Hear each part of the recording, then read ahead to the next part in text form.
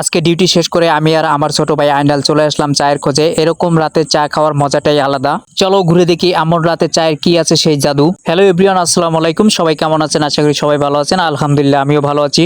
আমরা সোজা চলে আসলাম সেই রাস্তার ধারে ছোট চায়ের দোকানে। আর দোকানে এসে আমি প্রথমে একটা সিঙ্গারা নিয়ে নিলাম খাওয়ার জন্য এবং আমি খাওয়া শুরু করে দিলাম। চায়ের দোকানটা ছোট হলেও ভীষণ আপন আমাদের কাছে। আর আমার ক্যামেরাম্যান ছিল আইনাল। আইনালকে দেখাইলাম, ও মা, বলতে না বলতে উনি আমাকে ক্যামেরাটা দিয়ে উনি খাওয়া শুরু করে দিল। আই এম তো অবাক। এরপর আমার সিঙ্গারা খাওয়া শেষ করে চলে আসলাম আমি পানি খাওয়ার জন্য। এক গ্লাস পানি নিয়ে আমি খাওয়া শুরু করে দিলাম। এদিকে আমার ক্যামেরাম্যানের ছোট ভাই আইনাল হক বলতেছে তাড়াতাড়ি খাও, আমিও পানি খাবো। ও মা, আমার কাছে ক্যামেরাটা দিয়েই উনি পানি খাওয়া শুরু করে দিল।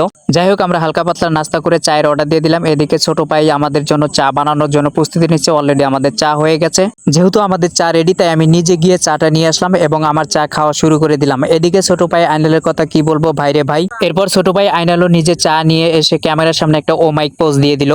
মনে হচ্ছে আইনালের এক কাপ চা বাংলা এক চুমুকেই ভালোবাসা। ও মা, আমাদের চা খাওয়া শেষে আমি এখন বিল দিতে যাচ্ছি। দেখি আমার পকেটে মানি ব্যাগটা নেই, এখন কি হবে বুঝতেছিলাম না। আমি আপনাদের আগে বলেছিলাম চায়ের দোকানটা ছোট হলো আমাদের কাছে ভীষণ আপন। যেহেতু আমার কাছে টাকা নাই, তাই কাকা বলে দিল যে তুমি এখানে লিখে রেখে যাও, পরে এক সময় দিয়ে দিও। ঢাকা শহরে কাকার মতো এমন মানুষ পাওয়াটা ভাগ্যের ব্যাপার। যাই হোক, কাকার জন্য হলেও এই ভিডিওতে লাইক শেয়ার কমেন্ট করতে একদমই ভুলবেন না। তো গাইস, সবাই ভালো থাকবেন, সুস্থ থাকবেন, আর আইনাল হকের জন্য এক কাপ চায়ের রিকোয়েস্ট পাঠাবেন।